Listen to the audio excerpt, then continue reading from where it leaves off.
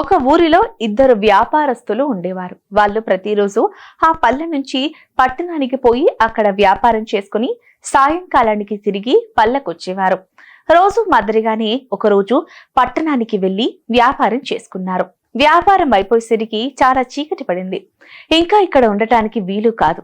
మనం ఊరికి పోవాలంటే ఎట్లా అని ఆలోచించారు. సరే, ఏదైతే అదవుతుంది, ఇద్దరం మాట్లాడుకుంటూ పోతే ఊరికి చేరుకుంటాం అని అనుకుని చిన్నగా నడక సాగించారు. కొంత దూరం వచ్చాక వాళ్లకు ఒక నీళ్ల బావి కనిపించింది. వాళ్ళు బావిలోకి దిగి నీళ్లు తాగి అక్కడ కొంతసేపు కూర్చొని మళ్ళీ నడవడం మొదలు పెట్టారు. నడక సాగిస్తూ వాళ్ళు వాళ్ళ ఊరి దారిలో ఉన్న చింతతోపు గురించి మాట్లాడుకున్నారు. చింతతోపు దగ్గర చాలా దయ్యాలున్నాయి. రాత్రులు అక్కడ నడవడం చాలా ప్రమాదకరం, కష్టం. అసలు ఆ దారిలో రావడమే మహా గగనమని చెప్పుకుంటూ నడుస్తున్నారు. వాళ్ళు దగ్గరగా చింతతోపు దగ్గరకు వచ్చేశారు. ఇప్పుడు ఇద్దరికీ మనసుల్లో భయం మొదలయ్యింది. ఇక్కడ దయ్యాలుంటాయి, ఎట్లబ్బా దీన్ని దాటడం అని ఆలోచిస్తున్నారు.